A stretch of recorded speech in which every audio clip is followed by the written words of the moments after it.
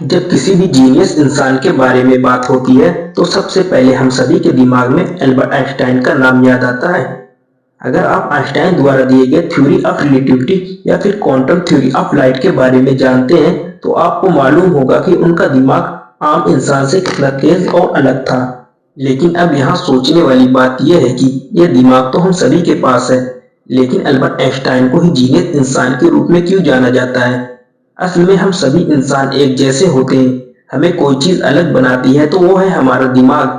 हमारा दिमाग इतना पावरफुल है कि हम इसका इस्तेमाल करके वो सब कुछ पा सकते हैं जो हम पाना चाहते हैं। इंसानी दिमाग को समझने के लिए पिछले 20 सालों से साइंटिस्ट ने साइंटिफिक स्टडीज और रिसर्च किए, जिससे ये पता चलता है कि हमारा दिमाग हमारे करीबी फैमिली रिश्तेदार चिंपैंजी से काफी मिलता जुलता है।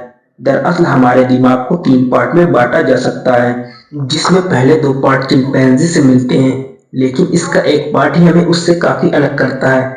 हमारे दिमाग का पहला पार्ट है रेप्टिलियन ब्रेन। ये हमारे दिमाग का ऐसा हिस्सा है जिससे हम काबू नहीं कर सकते, क्योंकि ये दिमाग हमारे शरीर की जरूरतों के हिसाब से काम करता है। जैसे जब शरीर में पानी की कमी होने लगती है तब अपने आप प्यास लग जाती है। ठीक इसी तरह दिमाग का दूसरा पार्ट है मैमेलियन ब्रेन। ये दिमाग का एक हिस्सा जो हमारे आसपास मौजूद खतरों को भांपने का काम करता है।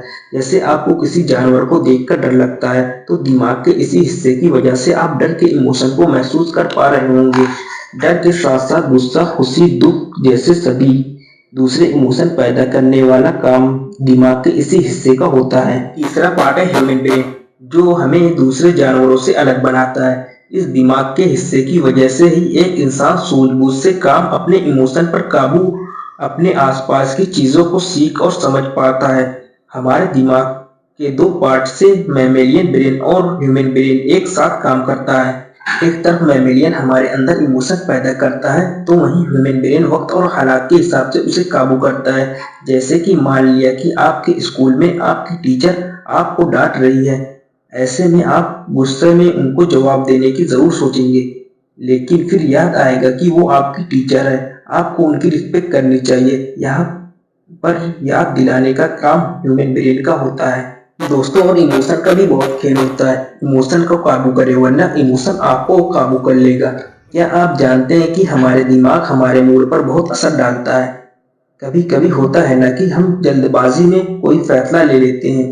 जैसे कि हम कभी सोचते हैं कि कल से रोज मॉर्निंग वॉक पर जाएंगे, लेकिन 1-2 दिन जाने के बाद हमारा फिर से जाने का मूड नहीं करता।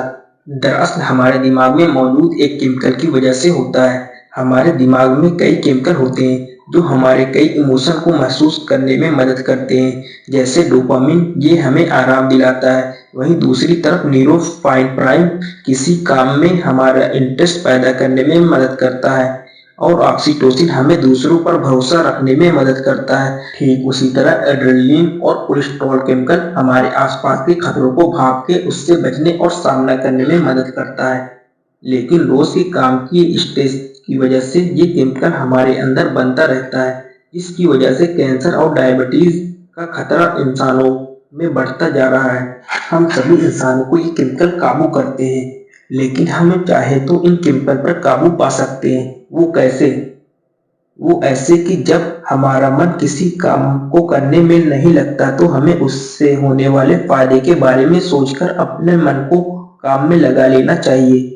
जैसे कि जब आप बिस्तर छोड़कर सुबह मॉर्निंग वॉक पर जाने के बारे में सोचते हैं तो शायद आपका मन बाहर जाने को नहीं करेगा, लेकिन अगर आप पॉजिटिव तरीके से सोचते हैं कि सुबह वॉक पर जाने से आप फिट रहेंगे तो आपका मन अपने आप इस काम को करने लगेगा, क्योंकि हर काम को करने के पीछे उसके फायदे को देखने पर हमारा दिमाग स्ट्रेस वाले हार्मोन कम बनाता है, जिसकी वजह से डोपामिन, न्यूरोफाइसिन और ऑक्सीटोसिन का बनना बढ़ जाता है और हमारा दिमाग अपने आप काम करने लगता है। खुद पर काबू पाकर हालात से लड़कर खुश रहा जा सकता है। हम सभी की जिंदगी में उतार चढ़ाव का आना आम बात है, लेकिन मुश्किल हालात से लड़े बिना भाग जाने से बेहतर है कि हम अपनी पूरी जिंदगी के साथ उन मुश्किलों का सामना करें, क्योंकि जब तक हम खुद पर काबू नहीं पा सकते तब तक हम अपनी जिंदगी में आगे बढ़ नहीं पाते और ना ही खुश रह पाते।